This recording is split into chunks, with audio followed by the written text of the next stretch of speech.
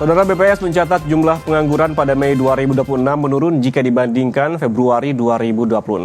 Tingkat pengangguran terbuka sebesar 4,65%, turun dibandingkan Februari yang berada di angka 4,68%. Pada Mei 2026 jumlah angkatan kerja mencapai 155,41 juta orang. Dari jumlah itu, sebanyak 148,19 juta orang bekerja dan 7,22 juta menganggur. Dibanding Februari 2026, jumlah penduduk bekerja bertambah 522 ribu orang. Sedangkan jumlah pengangguran berkurang 24 ribu orang.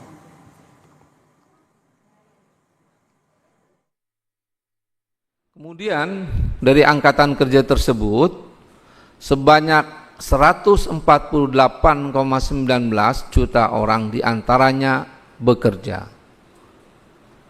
Jumlah penduduk yang bekerja ini bertambah ya, sebanyak 522 ribu orang dibandingkan kondisi di bulan Februari 2026. Di sisi lain, angkatan kerja yang tidak terserap oleh pasar kerja menjadi pengangguran, yaitu sebanyak 7,22 juta orang atau turun sekitar 24 ribu orang dibandingkan bulan Februari tahun 2026.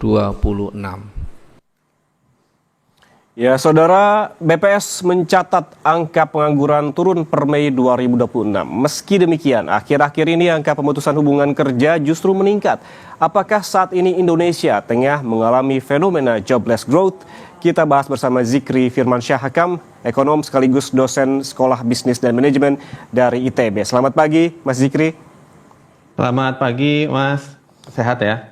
Alhamdulillah sehat. Mas Zikri, kalau kita lihat dari evaluasi kualitas pertumbuhan, memang secara teori pertumbuhan ataupun ekonomi tumbuh di 5,29% di kuartal 2 ini. Idealnya didorong oleh produktivitas industri. Namun di lapangan ini justru apakah angka ini murni penyerapan investasi real atau karena dampak belanja musiman menurut Anda? Ya, untuk kalau kita bedah dari sisi pengeluaran, memang pertumbuhan 5,29% ini ya cukup menarik karena komponen terbesar kalau kita cek itu tetap konsumsi rumah tangga. Jadi konsumsi tumbuh 5,06% ya kalau kita cek, dan ini menyumbang 2,67 poin. Tadi sudah di breakdown juga. Kontribusinya kalau kita lihat memang sedikit lebih rendah dari kuartal pertama 2026. Tapi memang ini sedikit lebih tinggi dibandingkan kuartal kedua 2025.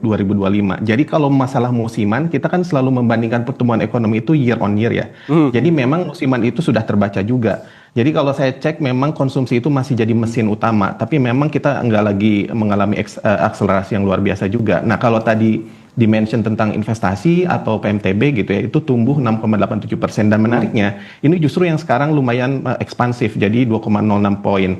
Nah dibandingkan mana ekspansifnya dibandingkan misalnya kuartal pertama 2026, itu kan kontribusinya hanya 1,79 poin, jadi ada hampir lebih dari 0,2 poin kan masuk ke sana kan. Nah ini tapi kurang lebih sama memang dibandingkan kuartal kedua 2025. Nah ini kalau saya lihat memang ada ekspansi di investasi real dibandingkan kuartal sebelumnya, tapi ini kan bukan semata stimulus ekonomi. Nah ini kalau kita cek ya Mas ya, sebelumnya itu kan kuartal 1 ada kritik bahwa konsumsi pemerintah yang menggenjot pertumbuhan ekonomi. Kita cek kalau di kuartal 2 ini memang kontribusinya masih tetap lumayan besar, tapi tidak sebesar di kuartal 1, ada di sekitar 15,9%. Dan kemudian kontribusinya pun tidak sebesar sebelumnya juga, hanya di 1,07 poin. Jadi memang ada dorongan pemerintah masih kuat, tetapi yang masih relatif lebih kecil. Nah itu kalau kita lihat perlu diapresiasi atau tidak di tengah gonjang-ganjing kemarin ya, penurunan peringkat dari MSCI, dari Moody's dan seterusnya, kemudian oil price di Timur Tengah ya, kita melihat ini above expectation, dan kalau kita cek kan asumsi-asumsi prediksi dari lembaga-lembaga pun ini kan above expectation, seperti itu. Oke, kalau kita bandingkan dengan ini kan secara year on year ya, kalau kita lihat di kuartal pertama tahun ini ada 5,61, tapi baseline-nya tidak setinggi di baseline pada kuartal ini kalau dibandingkan secara tahunan. Apakah itu berpengaruh baseline ini, Mas Zikri? Ya, kalau kalau kita membandingkan angka ya kita memang harus relatif. Jadi komparasinya seperti apa? Jadi kita di-compare terkait apa dulu. Kalau dibandingkan musim yang sama, kuartal yang sama tahun sebelumnya, ya ini kan mengalami peningkatan ya tadi ya 5,2 tadi 5,29% lagi. Jadi sudah memperhitungkan musiman.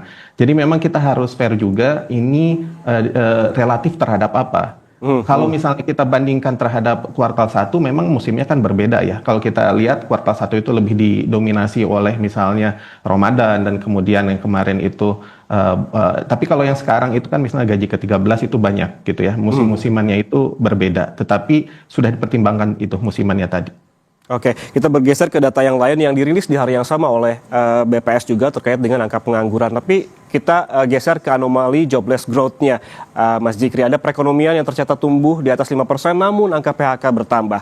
Apakah ini kita sedang mengalami fenomena jobless growth di mana ekonomi tumbuh tetapi tidak menciptakan lapangan kerja yang memadai? Ya, menurut saya kalau dibilang jobless growth tidak kurang tepat juga ya.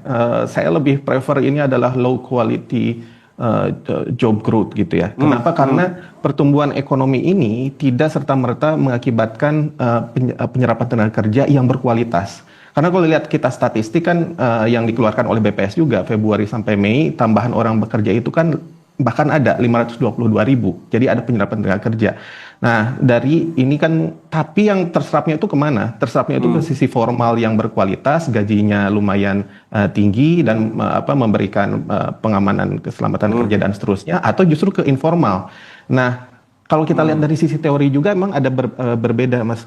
Jadi ada kausalitas dan korelasi. Jadi dalam economic growth dengan penyerapan tenaga kerja itu pasti berkorelasi, tetapi belum tentu jadi ada sebab akibat. Jadi kalau misalnya penyerapan tenaga kerja itu kemungkinan besar menyebabkan pertumbuhan ekonomi, tetapi pertumbuhan ekonomi belum tentu menyebabkan penyerapan tenaga kerja. Tergantung dia alokasinya kemana nih pertumbuhan ekonominya, apakah ke sektor yang padat modal atau padat karya. Nah kalau padat karya sudah pasti dia menyebabkan penyerapan tenaga kerja. Nah ini yang padat modal ini, masalahnya kan kita musimnya otomatisasi ya, musimnya AI nih. Nah kalau misalnya si pengusaha dia sekarang dengan adanya otomatisasi dan AI ini, dia tuh justru bisa menghasilkan supply yang sama, produk yang sama dengan input tenaga kerja yang justru bisa lebih rendah.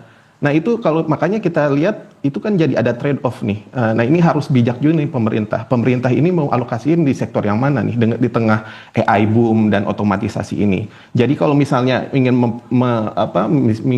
fokus ke produktivitas itu bisa mengorbankan penyerapan tenaga kerja. Nah ini butuh wisdom juga dari pemerintah.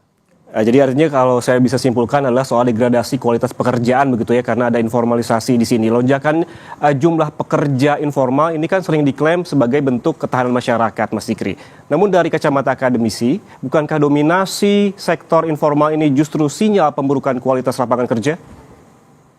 Ya, menurut saya betul, bisa dibilang seperti itu, karena memang gini, tergantung ada persepsinya. Kalau misalnya sektor informalnya, kita misalnya jadi pengusaha nih, atau UMKM, itu karena misalnya kitanya pingin, dan kitanya punya modal, dan itu bisa dianggap itu suatu hal yang baik. Tetapi kalau misalnya kita switch ke sektor informal, itu dikarenakan kita terpaksa, misalnya karena di layoff, karena PHK, itu kan jadi masalah ya. Nah itu jadi problem.